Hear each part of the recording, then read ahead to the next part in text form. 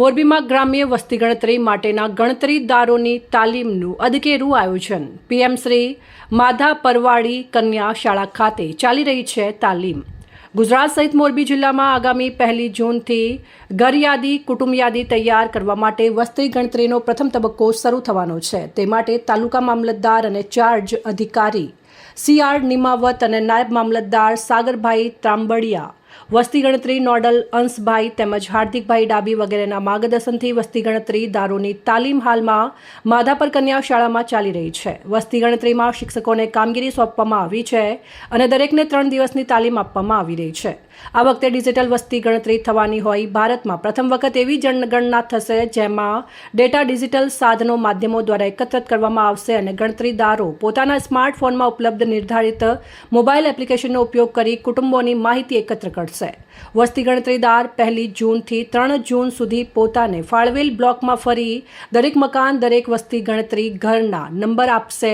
Number આપ્યા બાદ બ્લોકની સ્થળ સ્થિતિ દર્શાવતો નકશો દોરશે. નકશો દોર્યા બાદ 30 જૂન સુધી ઘરે ઘરે ફરી પ્રથમ તબક્કામાં કુટુંબ રહેઠાણની વિગતો માટેના 34 પ્રશ્નોની ઘર યાદી માટેની માહિતી એકત્રિત થશે. ત્યારબાદ ફેબ્રુઆરી 2027માં બીજા તબક્કામાં દરેક વ્યક્તિની વ્યક્તિગત માહિતી એકત્રિત કરાશે. આ બધી પ્રક્રિયા કેવી રીતે કરવી તે બાબતે તાલીમ આપવામાં આવી રહી છે તેવું દિનેશભાઈ વડસોલા, પ્રિન્સિપાલ PM શ્રી માધા પરવાડી કન્યા શાળાએ જણાવ્યું છે.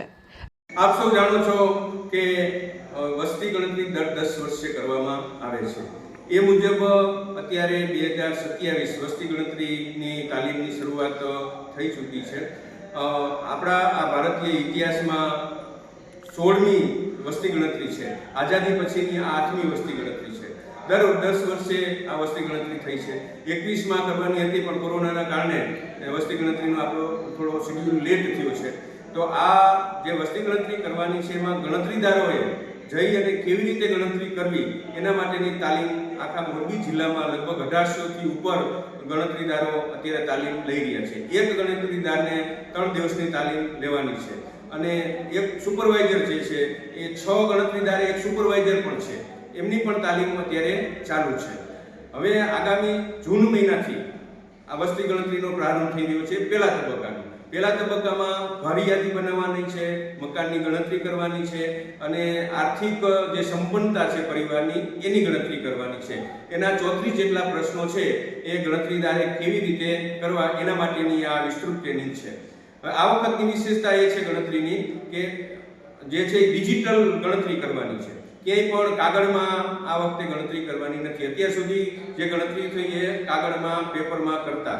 આ વખતે સરકારશ્રીએ જે સેન્સસની એપ બહાર પાડેલી છે, એપના માધ્યમથી જે ગણતરીદારને જે બ્લોક ફાળવવામાં આવે એ બ્લોકના એના 150 ઘર હોય, 200 ઘર હોય તો એની ડોર ટુ ડોર મુલાકાત લઈ એના ઘરના તમામ માહિતી છે, ઘરના મુખ્ય માણસનું નામ, મુખ્ય માણસનું જાતિ, એમનો ધર્મ, એ સિવાય કેટલા રૂમ છે, મકાન કેવું છે, કાચું છે, પાકું છે, નળિયાવાળું છે, ભોંયતળિયું કેવું છે, દિવાલ કેવી છે, કમ્પ્યુટર છે, નેટની સુવિધાઓ છે, શૌચાલયની વ્યવસ્થા છે. આવા જે આપણા જે રોજબરોજના ઉપયોગના પ્રશ્નો છે એ પૂછવામાં આવશે અને એના આધારે એ બધી જે માહિતી છે એનો ડેટા અપલોડ કરવામાં આવશે. અને આ વખતની જનગણનાની વિશેષતા બીજી એક પણ છે કે દરેક વ્યક્તિ પોતાની સ્વ જનગણના પોતાની માહિતી જાતે પણ ભરી શકશે.